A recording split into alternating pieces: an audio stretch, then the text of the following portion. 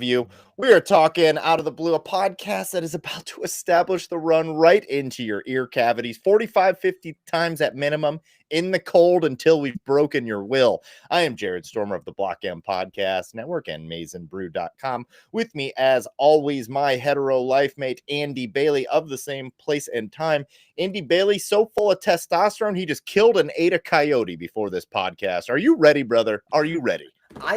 It's hard to sit down right now. I've been like standing up and moving around and jumping and just slamming coffee all morning. I've been up since 6 and I can't get here soon enough, man. Like I felt like we were playing this game on Tuesday. I had to hold myself back all week, dove into so much prep. I'm fired up. Couldn't be more excited. We do it every year. It's the Out of the Blue Ohio State Rivalry Podcast. We do it every year. We've been doing it since 2017. And no matter what the records are, no matter where we're at in our personal lives, professional lives, it'd be impossible not to get up for this one. We are so fired up for this one year in and year out. Just like the team is going to get up for this one and they have that extra gear ready for the Ohio State game. They're installing things every week that they plan to use for the Ohio State game. Every week when we podcast, we're installing a little wrinkle here or there for Ohio State week. And we are here now. I am back in Toledo, Ohio, nearby to the motherland. And let me tell you, brother, it's cold. It is cold. I would not want to get hit by Jordan Marshall or Jimmy Rolder in this particular temperature. I ran this morning and I immediately thought the same thing. I was like, you know what? This is cold running in it. I can't imagine trying to tackle Jordan Marshall. Like even like a one-armed, one-legged Max Bredesen running at me sounds terrifying in this weather. Oh, yeah. I mean, I would fold like a lawn chair. I'm not built for it, but that's why I'm not on the field. Like the first time I got hit, I'd be like, sub me in, coach. Like, yeah, this ain't for me. Get somebody else in here. And I hope Julian Sain feels the same way. Yeah, just like I think there's a showing of Zootopia 2 down the road. I'm going to go curl up and get myself a ticket. Not for me. And I would be surprised if Julian Sain isn't in that same boat. The young man from Carlsbad, California, having to travel up here to the Great White North. We'll see how he handles it. We are going to talk about that game and almost exclusively that game. We got a couple things we want to get out of the way. And it's not even really necessarily something I want to get out of the way because this was utter domination by this Michigan's men's basketball team as we touch the banner here. 3 games, 110 points worth of victory. This was an absolute shellacking. These teams ran up against the buzzsaw in this Players Era Championship, which Michigan wins. They go against San Diego State 94-54, 40-point win versus Auburn, 30-point win, 102-72. And then last night against Gonzaga, 101-61. That's 110 points over 3 games. That'll do. This is a wagon. What impressed me the most was only one 20-point scorer across all 3 games. It was Yaxel Lindeborg in game 3 against Gonzaga, had 20 even, and no player played more than 27 minutes in any single game.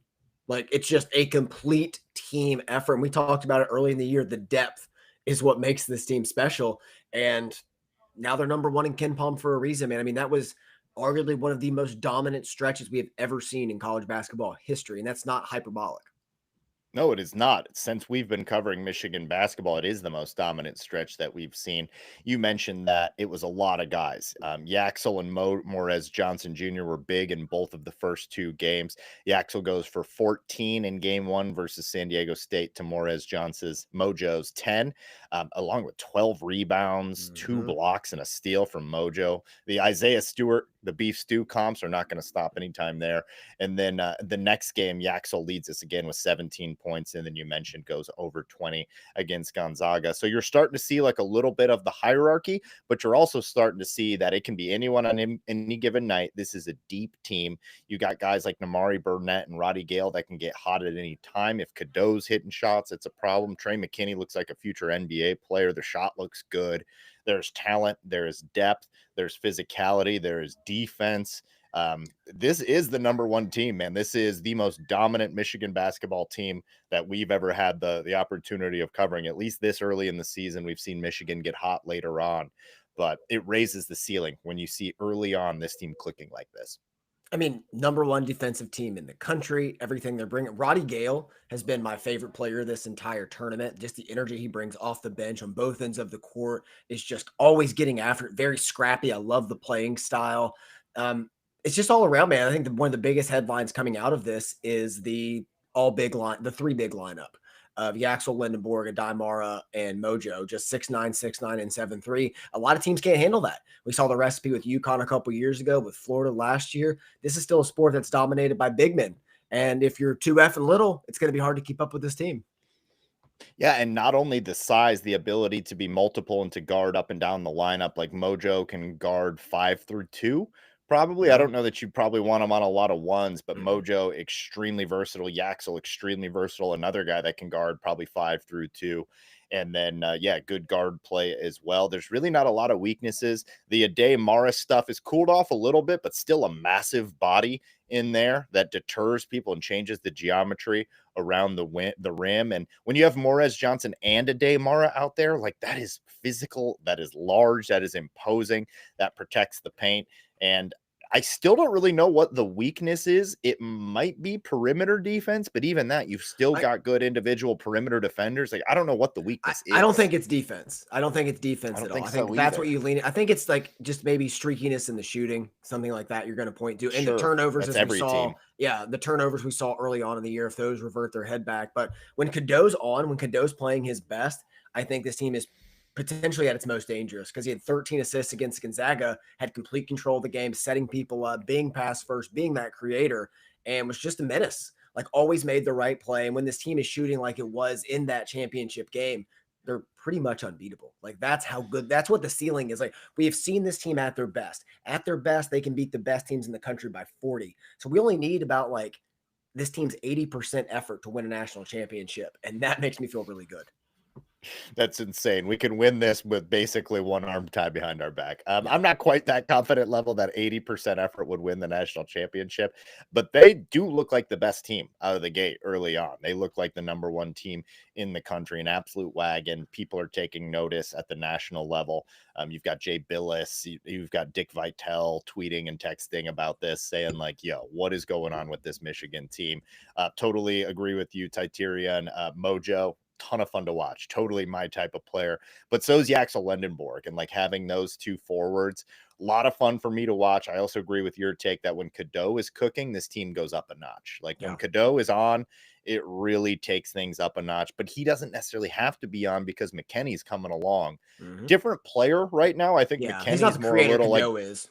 yeah, he's more of a Donovan Mitchell to Mm. Cadeau's like Chris Paul style. Yeah. Obviously, not that I kind know of what you player. mean. But yeah. So different styles of guard there, but both bring a lot to the table. Yeah. And if Cadeau isn't, I think you're right. If I had to find a weakness, it's an off game for Cadeau shooting and turning the ball over. That can maybe gum up the works a little bit if I had to think of what the weakness would be.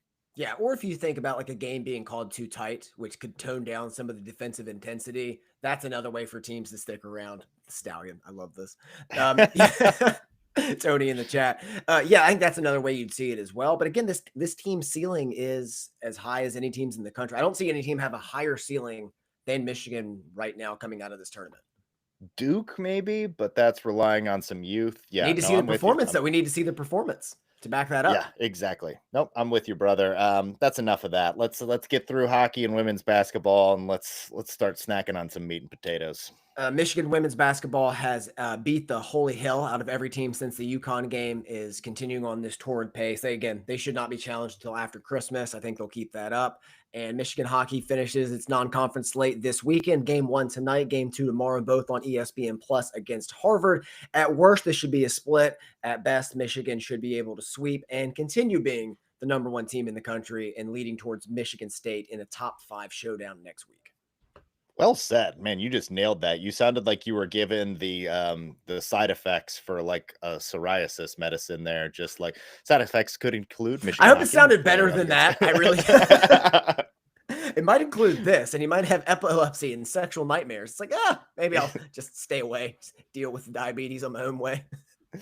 Look, Michigan hockey may cause night terrors. That's a very real side effect. And yeah, another wagon. Lots of wagons. Like we have got wagon. The wagon train stretches from Ann Arbor all the way down to Columbus right now.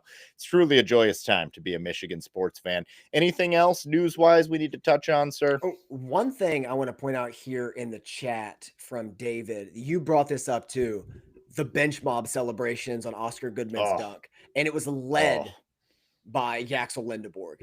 I think that speaks to the culture of this team. I think it speaks volumes up and down. Having those guys that engage when the younger ones, it feels stupid to point out like this, but this stuff No, I'm matters. with you. And you and I talked about this, like for other teams, like you could just, the chemistry wasn't there. Like this team seems like they really like each other and like playing together. And like when Kellen was on our pod in the offseason, he always talked about how Dusty May was so intentional with putting this roster together. And I think that speaks to on the court and off the court. Vibes matter in Yes. college and professional sports. Like bad vibes, losing the locker room, these things matter. It's things that we keep track of. It's not really quantifiable, but you see it and you know it when you see it. And you see this team really liking each other. Yaxel going on Twitter afterwards to say like he didn't really understand the brotherhood that Michigan is and him buying into being a Michigan man and the culture and stuff and what it means to win at a high level here matters to me. It means something to me, man. It means something to me.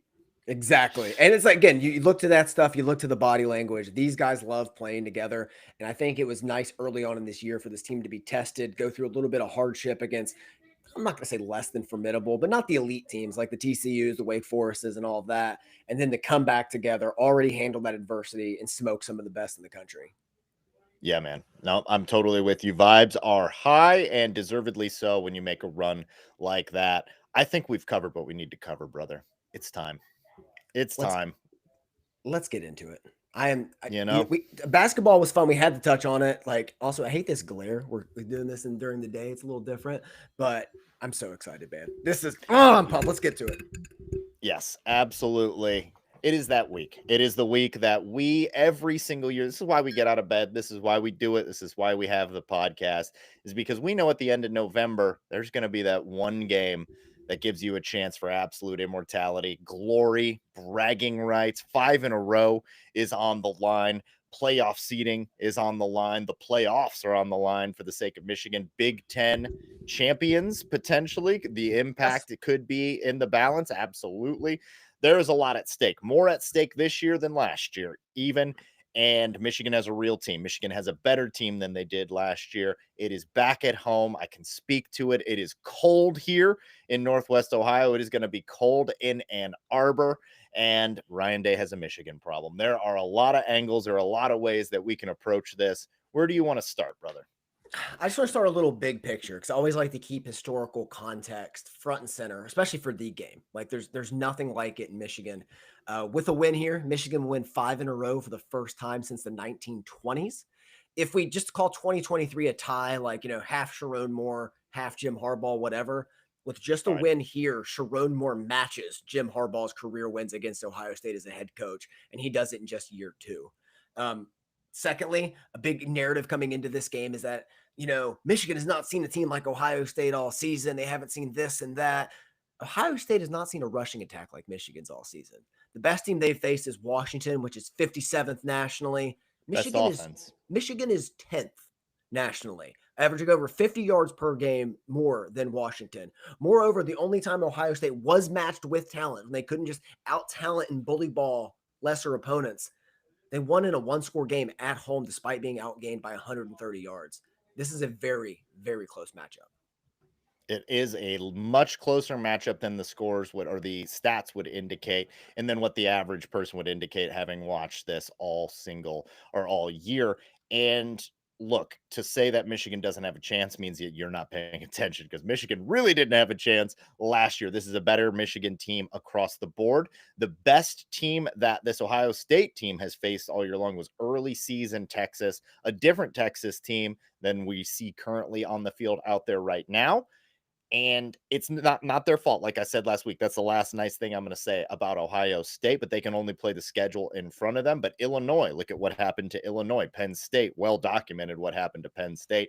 It's really Texas and then a bunch of mediocrity. We have the shared opponent in Washington, which you kind of mentioned there, but it is a misleading, perhaps paper tiger resume from the Ohio State Buckeyes.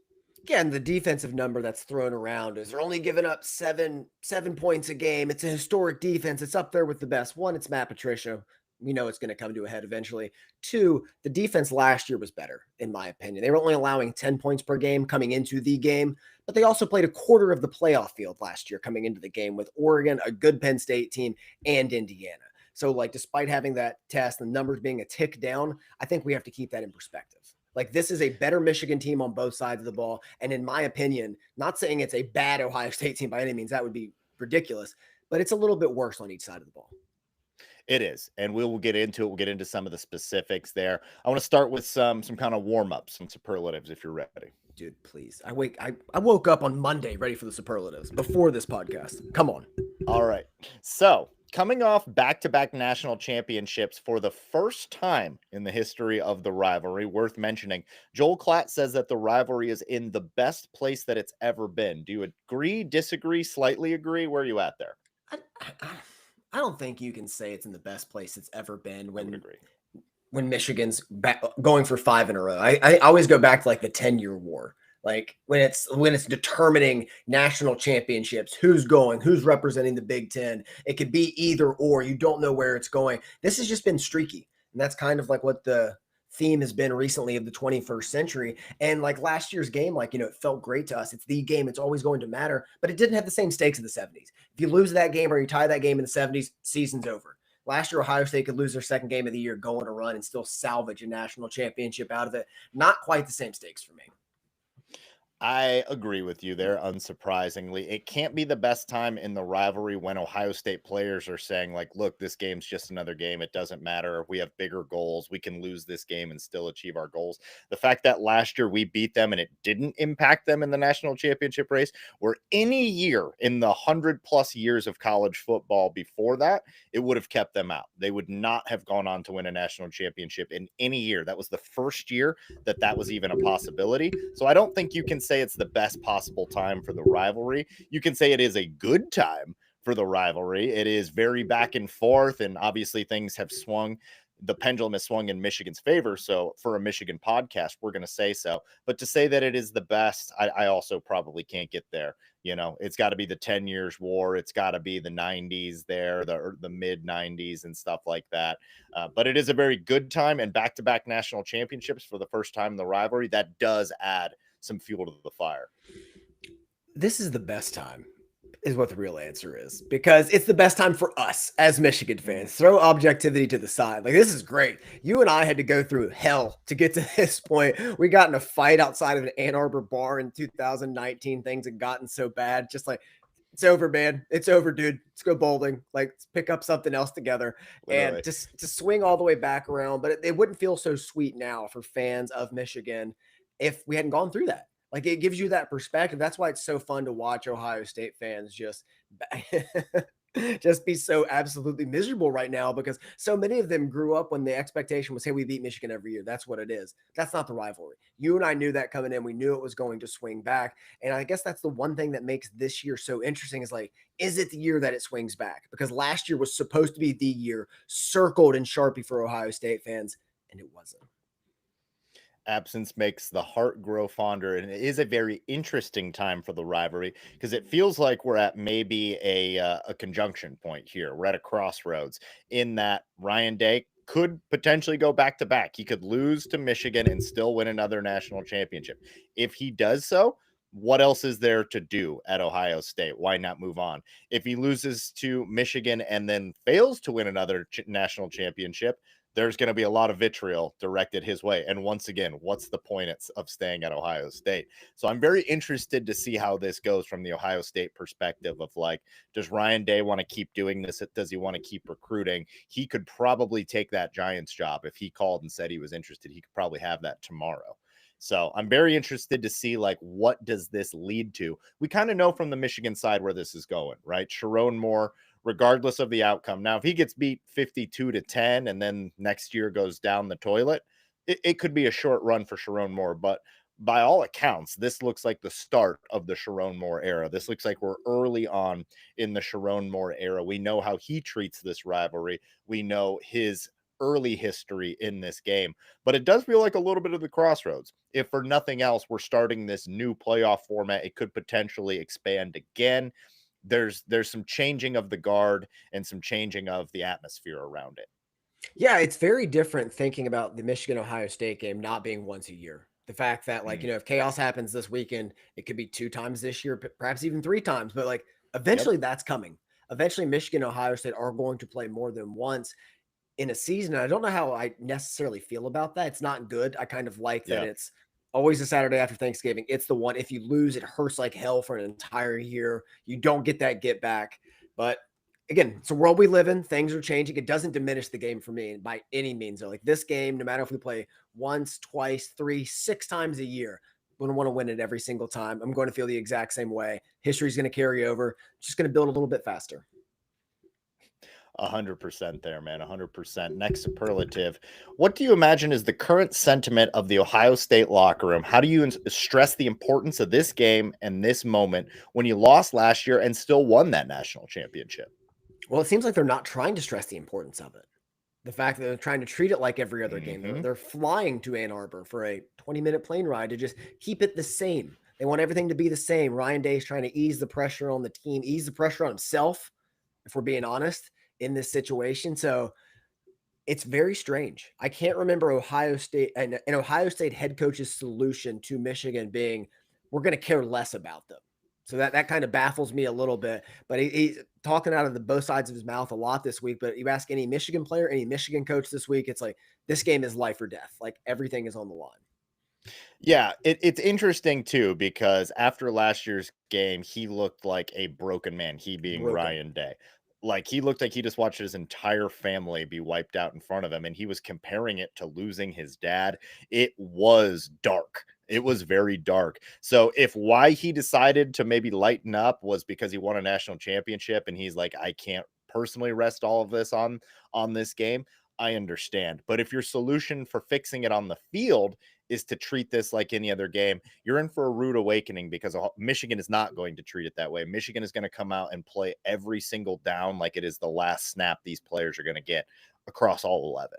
And that you're going to find out is the difference in this game. You have to want to. You have to want it more than the other guy across from you. And that is what separates this game. And if Ohio State thinks they're going to come in and just treat it like any other game and cruise, well, we're going to get into some of their opponents that they've played and just how good this Michigan team could be if they are both fired up and executing. So I agree. I don't think that that's the way to like shift it and get into gear for this rivalry, but you couldn't hate him for doing that because look, even if they lose this game and lose the Big Ten championship, they're still in the playoffs.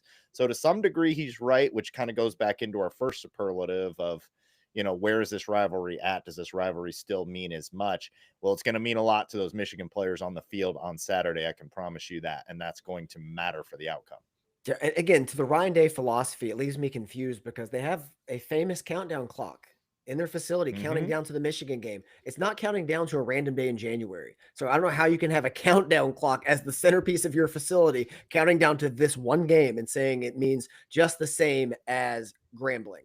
Like, come on. Mixed messages. Mixed We're flipping messages a and little bit. flopping a little Maybe, bit coming from yeah, Ryan a Day. flip. I mean, he's probably got a career in politics. I mean, Jim Tressel is like Sure. the assistant governor of Ohio. So I don't know. Maybe Ryan Day's next. Yeah, lies about the color of his beard, lies about getting his brother to investigate the Michigan football team. Lots of lies. I'm sure he Lots of cheats on his lies. wife. I'm sure of it. You can report it here. It came from out of the blue. I don't care. Last superlative here. This is an interesting one, and I'm fascinated to get your view on this. Has Michigan shrunk the talent gap? Has it grown for Ohio State, or has it stayed relatively the same? It's closed. It's one thing that a lot of people forget to point out is that Sharon Moore, not Sharon Moore, excuse me, Jim Harbaugh kind of left the cupboard a little bit bare for Sharon Moore with his last two recruiting classes. Like they were Good not to the call. standard of the previous ones, hence why they've had to restart the rebuild. Like last year was so bare, and we saw some stuff like really take shape last year, and we've seen some issues this year, but now it's starting to correct itself. Last year's recruiting class coming in, this next one coming in as well. I think the gap is closing because of that. Also, Ohio State's a little down in the rankings this year compared to their average. I mean, flips can happen, chaos will ensue in the next couple weeks, but I think the gap is closing because of those last 2 years of Jim Harbaugh being a little more lackluster. I agree that it's closing. So much of the talent that we have, we didn't expect to be playing this young talent this early. So it's a little more seasoned, the talent That's on the the Ohio yeah, State side good way to right put it. now. Like it's talent with the snaps and the experience, but Michigan's going to catch up to that. By the time 2026, 2027 roll around, that gap is going to be all but closed. No, Sharon Moore is recruiting at an extremely high level. We're filling the gaps well with transfers. We can talk about that in our offseason wrap up about how we did with our transfers versus how Ohio State did with theirs. But for the most part, we're doing a good job there as well. It has closed. There's no doubt about it. It's just kind of where we're at in that experience. But come 2027, that's going to be like, I can't believe we're already looking forward to the 2027 Michigan. November of 2027 will be the halcyon days for this podcast. But totally agree, man. As far as what will take the field on Saturday, I would give a slight edge to Ohio State because of that experience. That's the thing. You can't replicate the experience. There's a lot at Ohio State at a lot of key positions. And I mean, Michigan has the youngest team in the Big Ten. Like, it sounds kind of like we're repeating this adage over and over again because it's true. Like, playing 7, 8 freshmen on offense will have its downsides in this one. But against Maryland, we saw them kind of hit their stride and grow up before our eyes because you can't say a lot of these guys are freshmen anymore. You've almost played an entire season. It's time to start playing a little bit older. Yeah, no, you're absolutely right. And that was probably done with intention, right? Yeah. Like, we're going to play these guys right out of the gate because these are the guys we need against Ohio State. We want to shrink the talent gap in a condensed period of time. I think they did that this year. Like Jaden Sanders and Jordan Young and Blake Frazier. These guys have played a ton of snaps this year. And I mean, Jordan Marshall at this point, it's crazy to think he's a redshirt freshman. Like, Jordan Marshall feels like old hat at Michigan with how long he's been there. But yeah, no, I totally agree. The current spread 10.5 for Ohio State. Still, it's dropped a little bit. Looks like it's kind of leveled out around there. I got in at 10.5. I did bet Michigan to win this because why wouldn't you? You got to prove it to me, Ryan Day, first. I feel pretty good about it, man. Let's go ahead and get into this, brother. Let's take a quick 5-minute break. For those of you that are live, we will be back in 5 seconds on the podcast. We'll be back right after this ad break.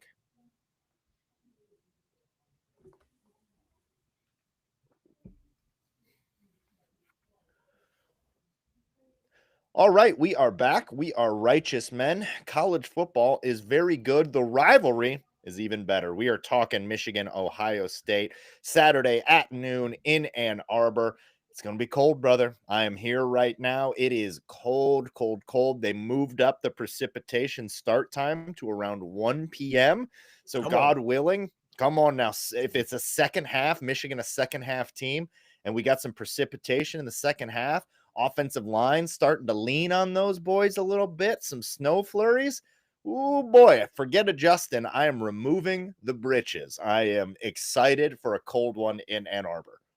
It is looking like, let me get over here to feels like, oh yeah, it's it's going to feel about 18 degrees tomorrow at kickoff in Ann Arbor. Whew, 18. We're in the teens now.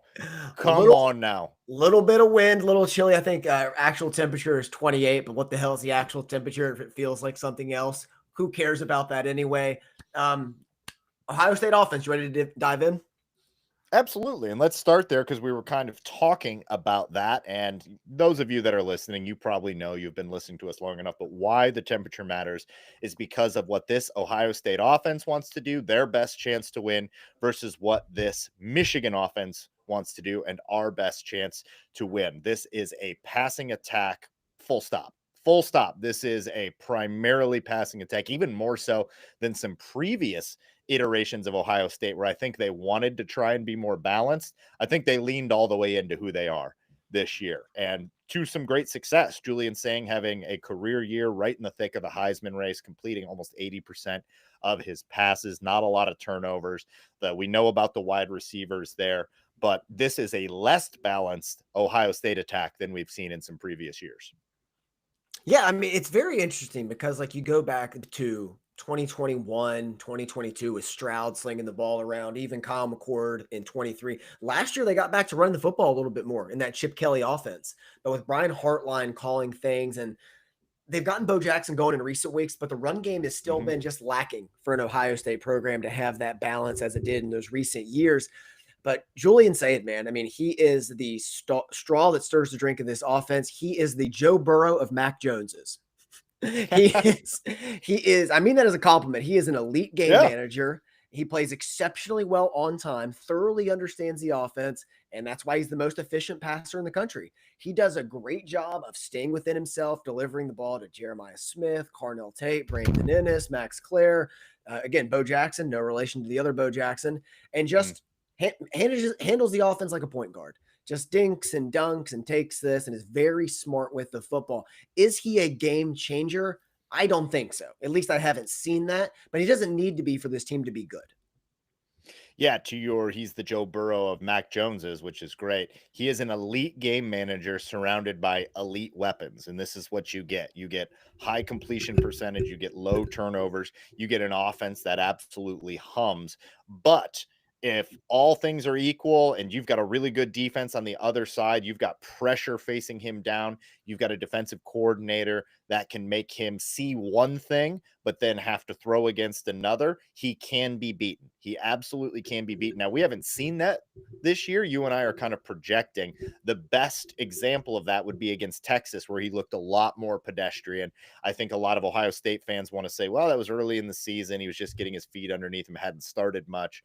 That is totally fair, but that's the best defense he's faced. After that, it just lightened up to the point where there really wasn't much of a challenge. And even against, the Penn States and the Illinois, you can see some chinks in the armor. Yeah, he was 13 of 20 for a buck 26 against that Texas defense, which because of that performance led people to believe that this Texas passing defense is elite. Texas's pass defense is in the hundreds. They gave up what Mm-hmm. 39 points to Arkansas last week. Yeah, Just they were it's struggling. it's not the defense we thought it was before the year. We have to be careful not to attach ourselves to our first opinion and hold on to that resolutely. So like we've seen this offense struggle. We've seen it go through growing pains. The running game has come a long way. It's gotten better in recent weeks, and that's kind of eased the pressure on this unit. Up front, though, the offensive line for I guess like the fifth, sixth, seventh straight year continues to be the weak point on this team, especially on the right side of it. Like it just doesn't jump out to me as that overwhelming unit. And when you look to like vulnerabilities of the offense, how Michigan can attack them, I think it's there. Yeah, yeah. On their offensive line, it's Searvald, Montgomery at left guard, Hinsman, Padilla, and Philip Daniels. None among them are really like a standout. Like they've had some standouts, particularly at the Donovan tackle Jackson. positions, and yeah, in recent years, yeah, there's been standouts there. I don't know that they necessarily have that. To your point, number 56 rushing offense, about 170 yards per game.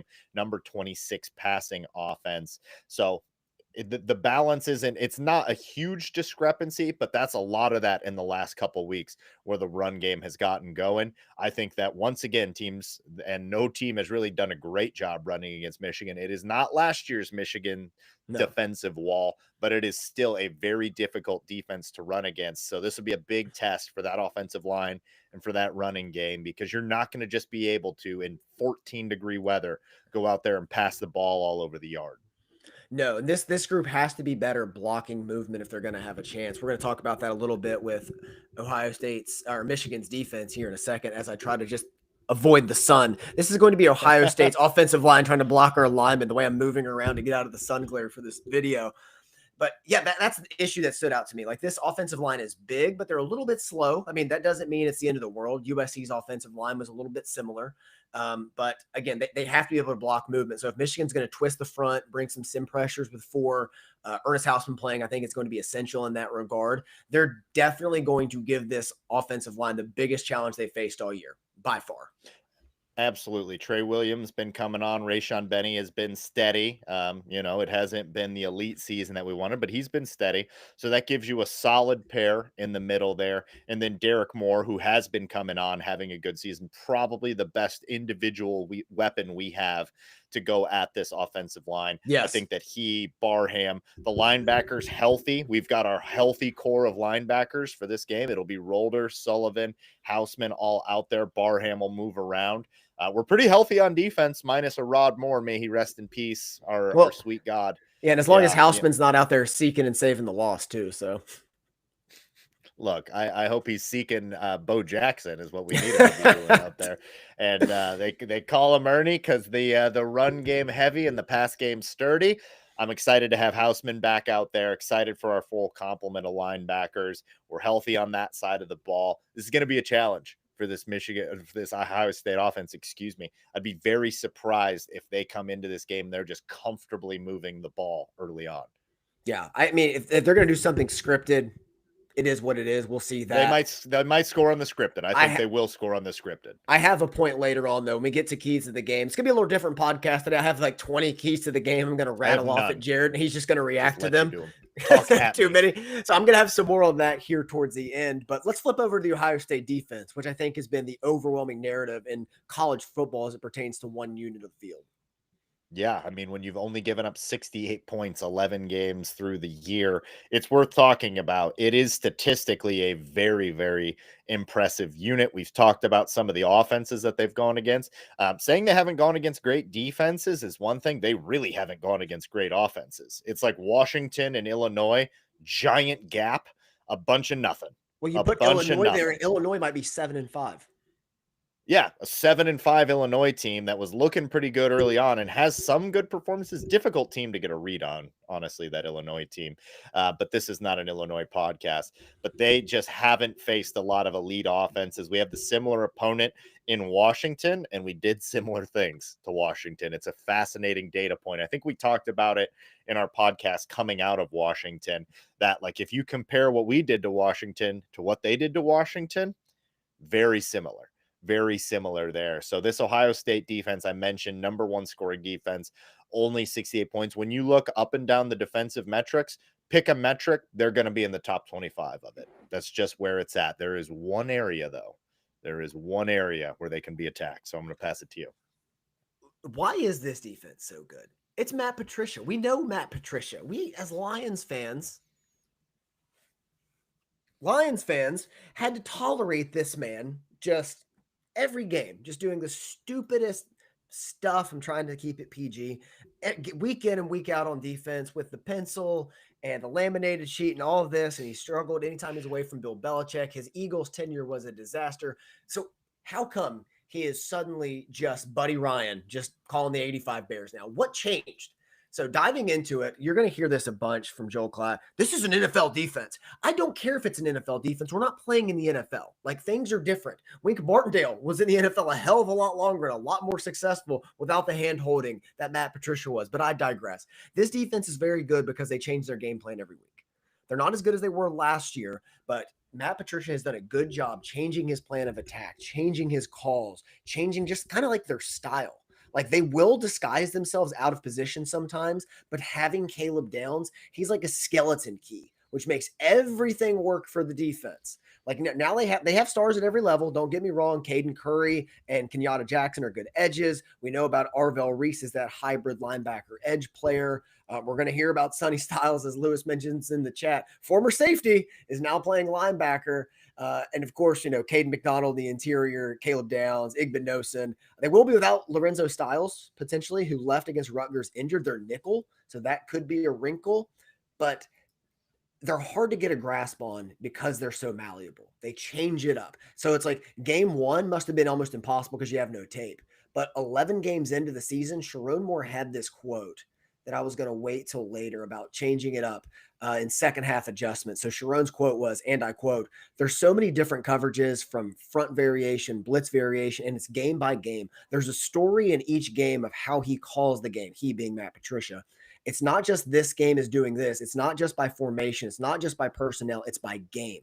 So Michigan has to do a good job of identifying that early on and figuring out how to play through all four quarters, because I think it changes as you go half to half. And I thought that was very insightful, and it matches what I saw on tape.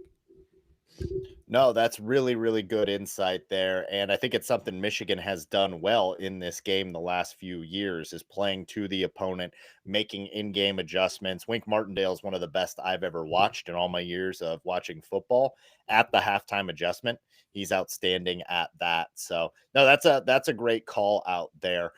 The Ohio State defense, though, to your point there, against Washington, which is what I want to look at, because I think that's the best offense they've gone up against, and it's a common opponent there. Damon Williams in that game with 18 of 22 for $173, no interceptions. Jonah Coleman was averaging 5.5 yards per carry.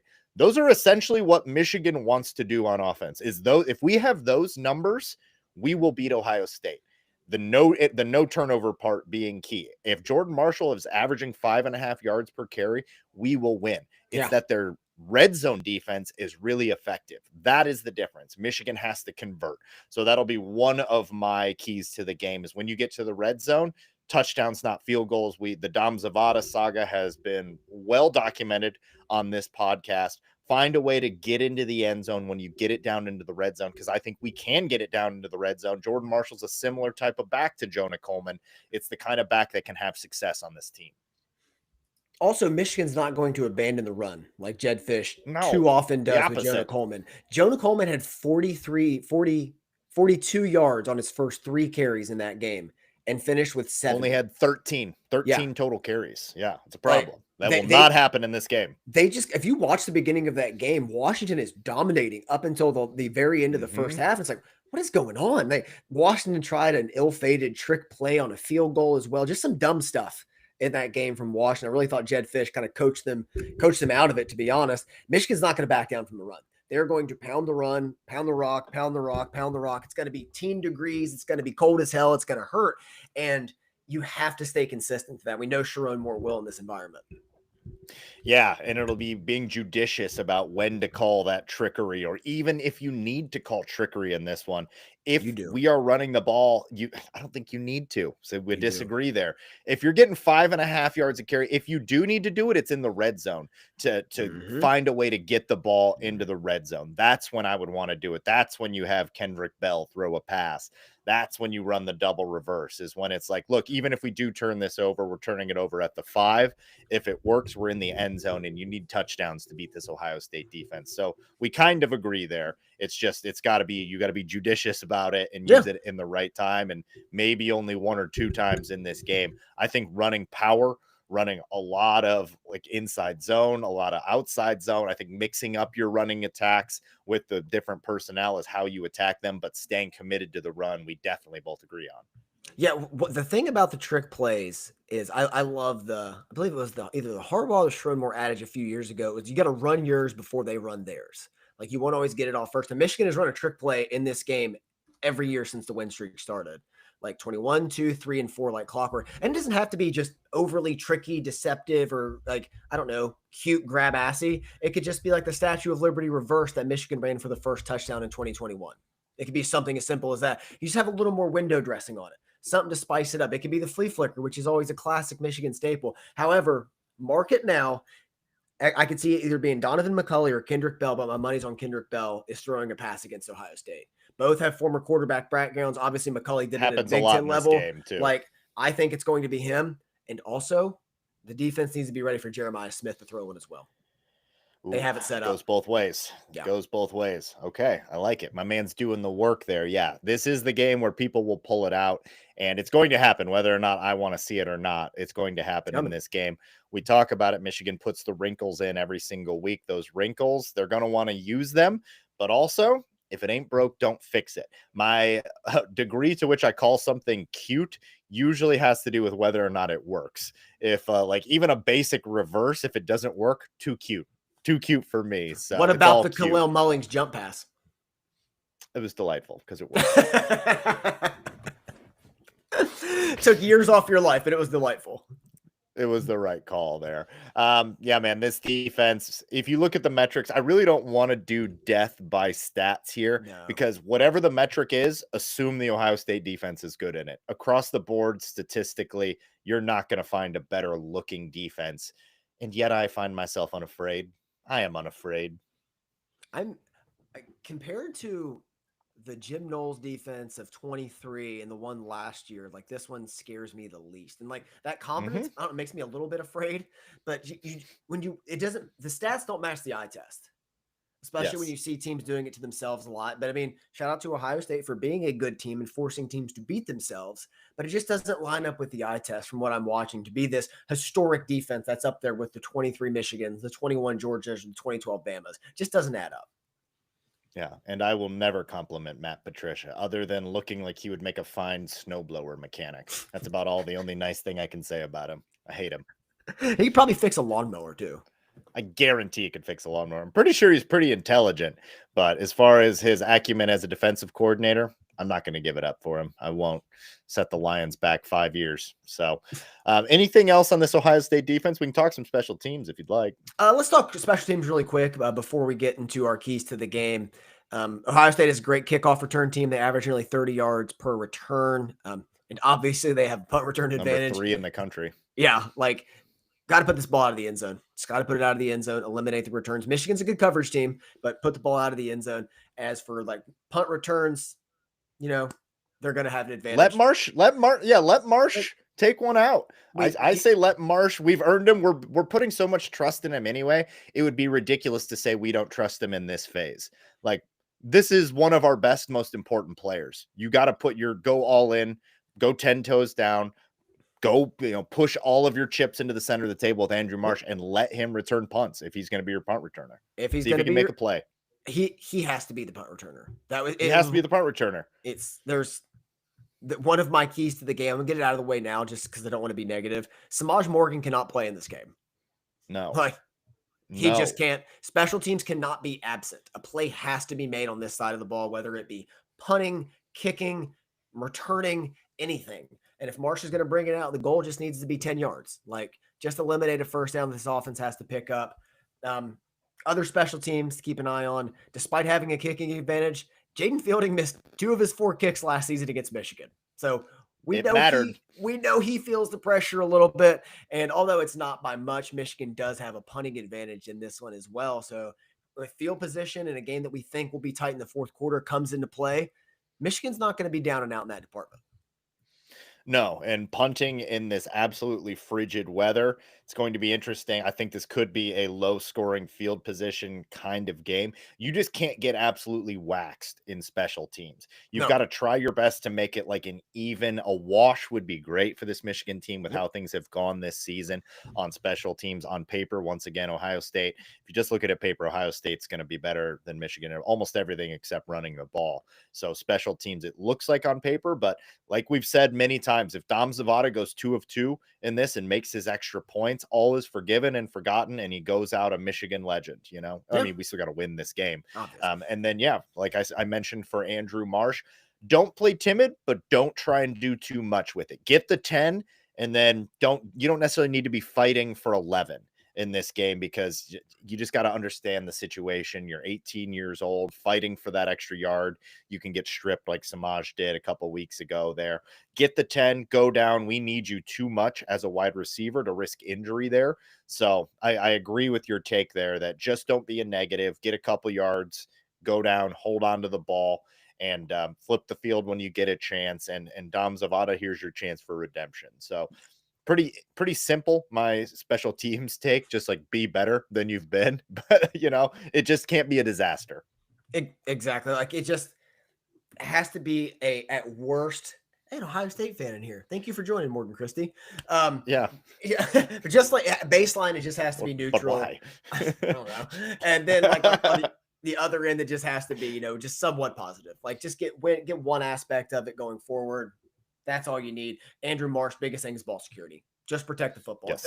If all he does is field 3 punts in this game and downs everyone and just holds on to the possession, that's a win. It's better than it's been. Yeah, it's better than it's been. That's a win there. Do you want to get into the keys of the game now? Let's do it, man. Keys of the game, and then some players of the game and some predictions, which I did not make. I wanted to see how the conversation went. I'm going to make mine organically.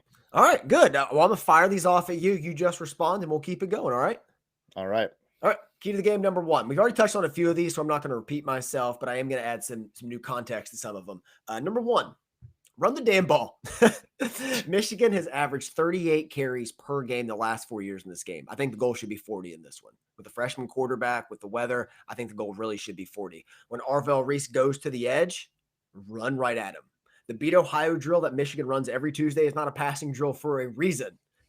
Not out here to play cute. Get Mammoth personnel involved. Understand you're going to lose some reps in this game, several even. But this team has to stay committed to pounding the rock, even if you're only going for 2-3 yards per carry. Because look at the 2022 game. Donovan Edwards barely getting over a line of scrimmage at times. But by the time the fourth quarter rolls around, it's going to come due. Dividends will be paid in the fourth in this one. So you got to stay at it early and you got to stay at it often. I couldn't agree more, brother. I mean, this team is coming off some great rushing performances. I mean, every time you look over the last couple weeks, it's Jordan Marshall doing it for three. It's Cusdall doing it for 3 touchdowns. It's Marshall going for a buck 40 and 2 yards. This team has been hitting its stride, running the ball. There's absolutely no reason to get away from that. You would be an absolute fool to get away from the run, especially knowing the history of this rivalry and how often the team that wins the running battle wins the game. Sharon Moore is no fool. He knows we are the better team running the football. He knows that given the weather conditions, given the fact that our defense is what it is, running the ball is the path to success. Ohio State knows it. Ryan Day knows it. Everyone that's going to the game knows it. Everyone that's tuning this thing on Saturday knows that Michigan wants to run the ball. You have to successfully do it. You have to do it early on. If I had one criticism of this running game is that it's taken a little bit to get going at times. If we can run the ball early, if it's 5.5 yards a carry early on, I think Ohio State fans are going to be quite nervous. That's leads me right into my next point. Get ahead, stay ahead. Ohio State is a slow starting offense. Ohio State is top 20 nationally in scoring in every quarter except the first, where they are 58th in the country. Take advantage of this and be prepared to withstand a second or third quarter run.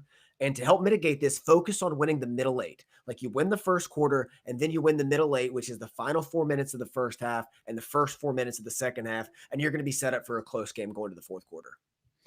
To that point, Michigan clearly a second half team. They want to play with a lead and then grind you out. We haven't had a lot of leads, certainly not against good teams. I think Washington may be the only time we were afforded that. Maryland as well, but Maryland's not a Well, good team. we So scored first in every game except for four. yeah, no, I'm saying like to get that lead against a good team and to kind of close it out. We saw Jim Harbaugh do it on the 2023 team a lot, that boa constrictor. If Michigan's up 10 in this one, how are they executing their offense? Do you just not change anything? I would No, think not. I no. think that like if you're up 10, you don't accept being up 10. You just take your time a little bit coming to the line of the scrimmage and you're letting that clock drain down all the way to 3 Yeah. before you're snapping the ball, things like that. But don't be comfortable with a 7 point lead in this either, because we know how quickly Ohio State can score. It'll be difficult in the conditions, but Ohio State can score. So, yeah, get that early lead, but don't rest on your laurels. Don't be comfortable with a 7 point lead, a 10 point lead. Like, if you can, you've got to put your boot on their throat, which will be tough to do against this team. And you hit on this one earlier about finishing drives. One note on that, Washington had first down 3 different times inside the Ohio State 25 and only came away with 6 points. Texas was inside the Ohio State 10-yard line 2 times and came away with 0 points. You have to finish, need touchdowns, not field goals. Yes. And in the exact same vein, win the time of possession. Wear down the defense, keep Ohio State's offense off the field. To do that, you keep the nation's hottest third down offense rolling with manageable situations for Bryce Underwood.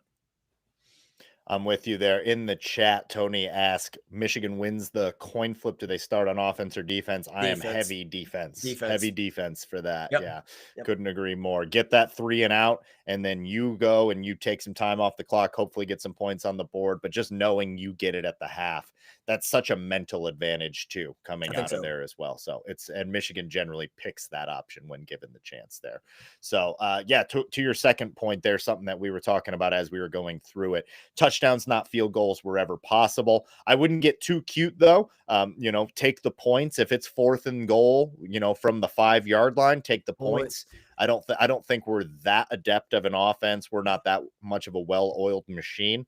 So take the points where you can get them. You've got to trust in Dom Zavada. There's no way around it at this point. Hopefully he shows up for this game. So it's going to be tricky. This is a really good red zone defense, but pull out all the stops. Pull out the stops. I really think 24 points should do it in this one. I feel pretty good about 21 points getting it done in this one, but we'll see. So I have a few points tied together here from film study in terms of watching Michigan's passing attack and watching Ohio State's defense. So we're still on offense here with Michigan's offense. And this is what I think about how you got to attack them through the air, because we can't just run the ball 100 times in this game. Bryce has got to air it out. So to that, be careful with early RPOs, as Ohio State's going to have scheme beaters baked in, similar to Northwestern, with the safety hovering around the box, and that being Caleb Downs in this case. And honestly, don't over rely on pre-snap reads at all, because disguise is the name of the game for this defense. Set up these drop backs that should be flexible post-snap, and have receivers and quarterbacks to have the option to like change the route based on the coverage, what they're seeing then, but just make sure they're on the same page. Because again, Ohio State's going to try a lot of confusion early on. That's the name of the game. It's more just schematics over execution at times with them. To stay with the passing game, throw to the running backs in space on the perimeter. This is a weakness of Patricia's defenses. It's been consistent throughout his career, and this will force this defense to tackle Jordan Marshall in space, which sounds awful. They did this a lot against Washington. I think you're going to see this again come back to work. Another point, work the seams. This is something Michigan has been doing more and more over the last month, and Ohio State is really vulnerable on the seams. I think you can take some big shots here. I think you can get some one-on-ones. Michigan's tight ends will be essential in this aspect of it. Ohio State has not seen tight ends like Michigan's, especially coming in waves down the field.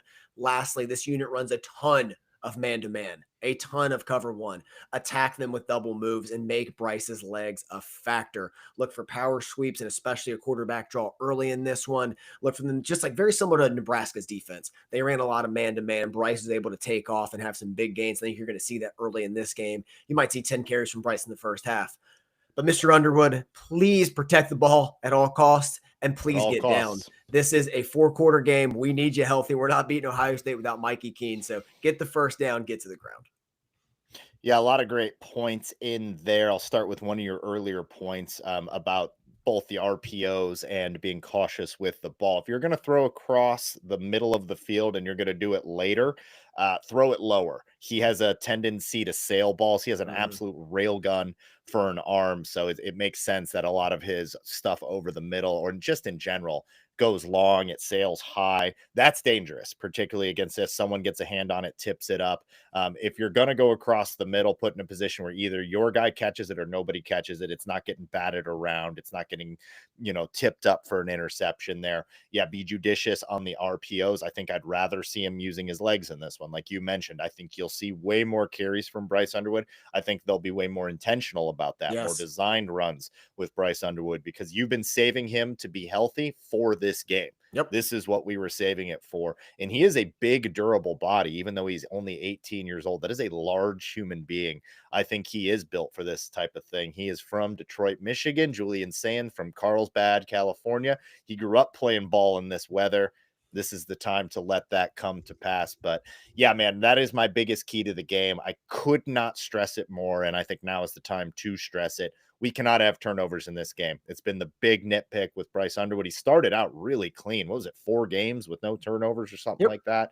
It was a really good start to the season. That fell off a little bit. If he doesn't turn the ball over, our chances to win this go up dramatically. Dramatically. What I have underlined at the bottom of it, obviously, no turnovers, no turnovers, no turnovers. Like, just do not give them any lifeboats, no extra possessions. And my last one, we talked about it a little bit earlier, so I'm not going to double down too much. Second half adjustments. Michigan's been excellent at those throughout the year. And again, with the way Patricia calls his defense, look for this offense to really hit its stride early on in the third quarter, especially if Michigan gets the ball to start the third quarter. That could be the drive that determines the game. Yeah, Tony says in the chat, like to see some cuz carries. I think you're going to see. I think you're going to see 10 from Bryce. You're going to see 27 from Jordan Marshall, and you're probably going to see 10 from Cuz, something like that. I think this is going to be a heavy dose of running the ball, and you need all 3 of those guys. I mean, I wish we had Justice Haynes, but it's nice to have Cuzdall as this guy that's kind of come along. Marshall Cuzdall, that's good enough to get it done. That is good enough to get it done, in my opinion. No. To Lewis, no, I don't think Ohio State's defense is better than Oklahoma's. Not with the quarterbacks they've faced, not with the tests they've been, especially not with the offensive supports on the other side of the ball. But let's get to Michigan's defense. Let's do it. Absolutely. Start us off.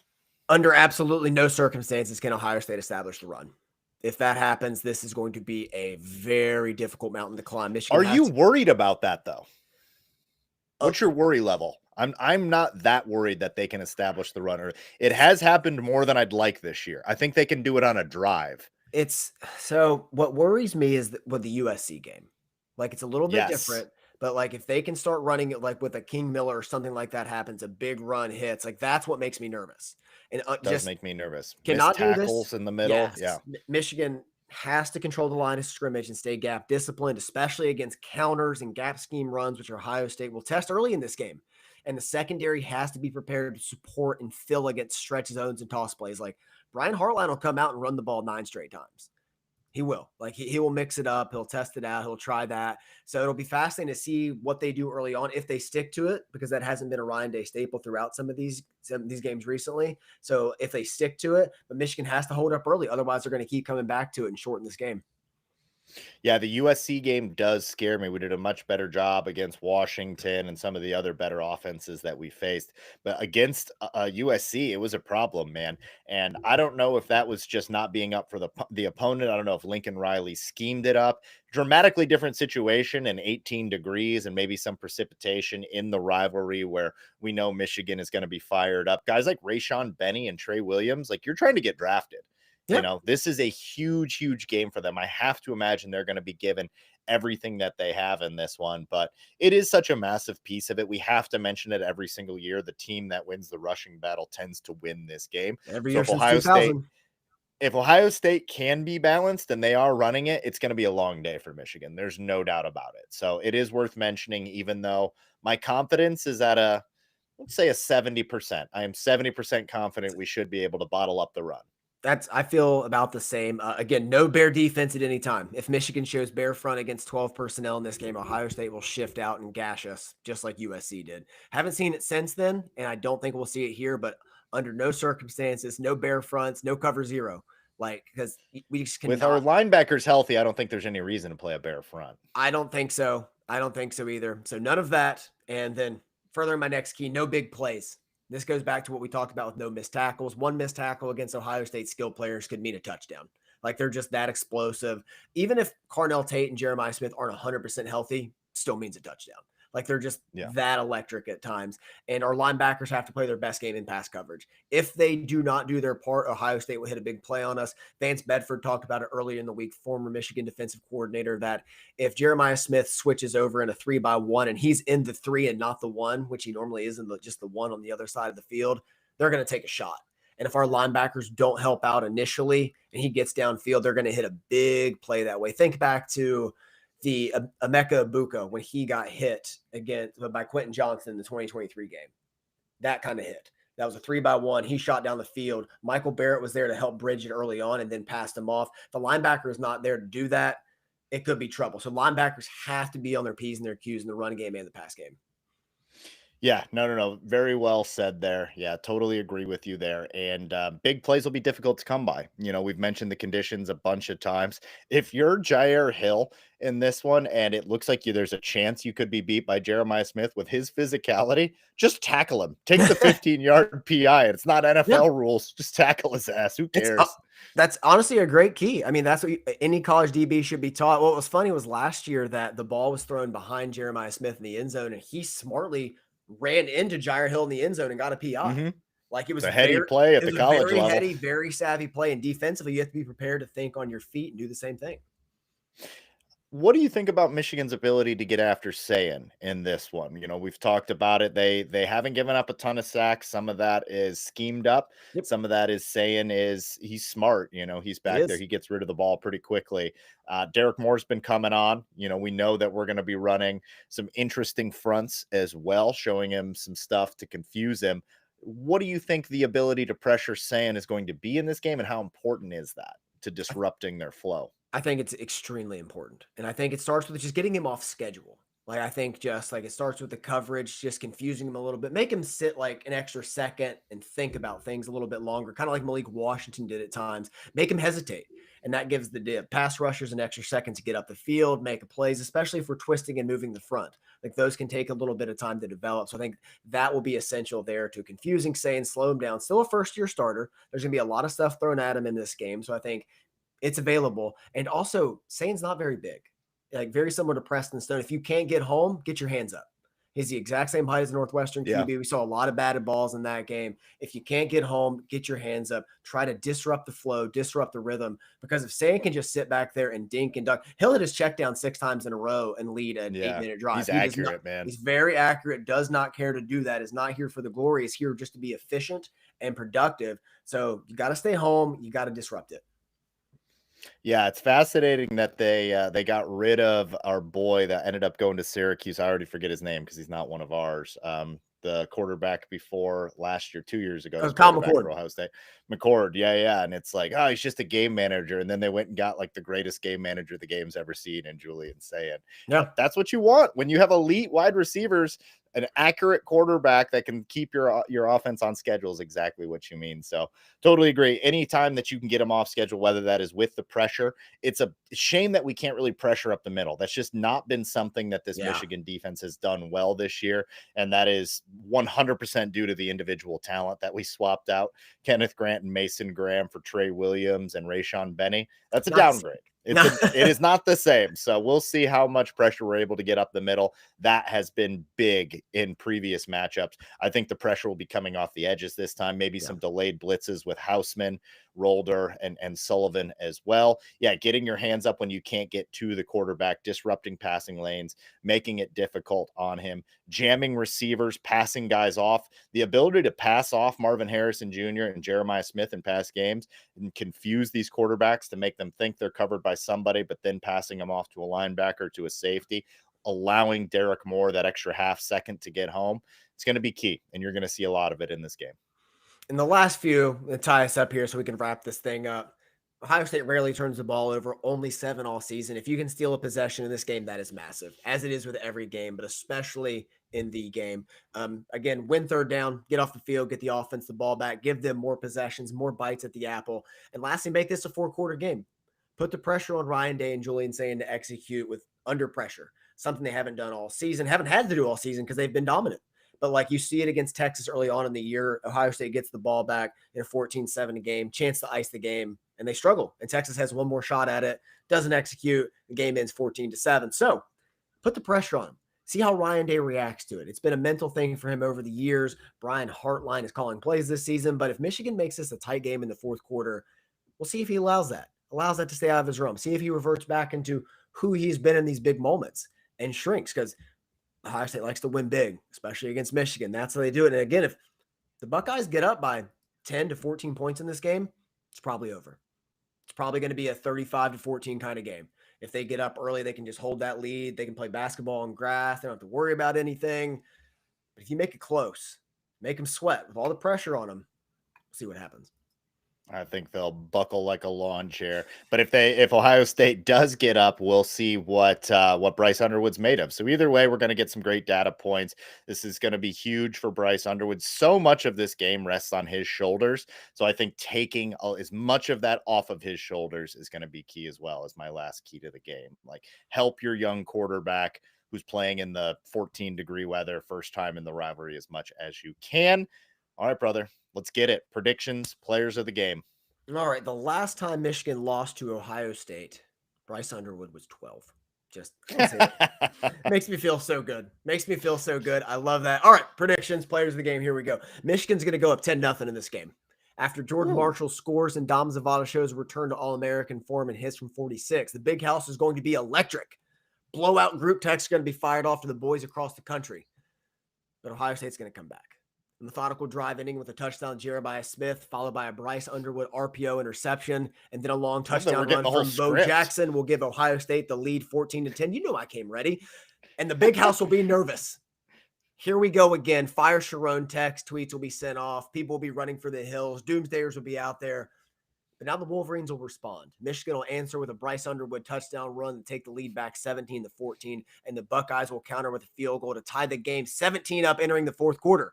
In the fourth, Ohio State will take the lead 24-17 thanks to a Carnell Tate touchdown, and Michigan will answer with a 23-yard Jordan Marshall touchdown, his second of the day. With 5 minutes to go, Ohio State's going to drive down to Michigan's 40-yard line, be in position to win until a Derek Moore strip sack will give Michigan the ball with just over 2 minutes to go. Michigan will give the ball back to the quarterback that was 12 years old the last time Michigan lost to Ohio State, the kid that was born in the rivalry. They will drain the clock with run after run from Jordan Marshall and set up Dom Zavada for the win. Unlike 1973 or 1974, we're going to exercise the demons of Mike Lantry. Zavada is going to connect from 38 yards out in the snow, 27-24. Players of the game, Jordan Marshall, Derek Moore, 5 in a row. Let's go. That was delightful. That was like reading a Quentin Tarantino script. Like, it's on the page. Come on, it's on the page. Just follow this script to glory. I absolutely love it. Did you give players of the game in there? Yep. Jordan Marshall and Derek Moore. Michigan wins Okay. 27-24. All right, just making sure. I heard the score. That was tremendous. That was tremendous. I was too wrapped up in the pageantry of it all. I saw my final score very similar. I'm going to adjust mine a little bit. Want to be slightly different. And 27 points in these conditions, that would be tremendous. You know, Michigan hasn't really been a dominant offense throughout all your stats, throughout everything that you've seen coming into this game. I'm going to go a little bit lower. Jordan Marshall, it's got to be a Jordan Marshall day. Bryce Underwood, you've got to contribute. You can't be a negative. No turnovers from Bryce Underwood. I think that he takes care of the ball in this. They might put one or two up there for grabs, but I think that we stay safe there. I think it's going to be a Michigan masterclass on time of possession, something that we've been a little bit critical of Michigan this year. It hasn't really been their forte, but it's something that they want to do. This offensive line is going to have a big day. This offensive line has been getting better and better and better.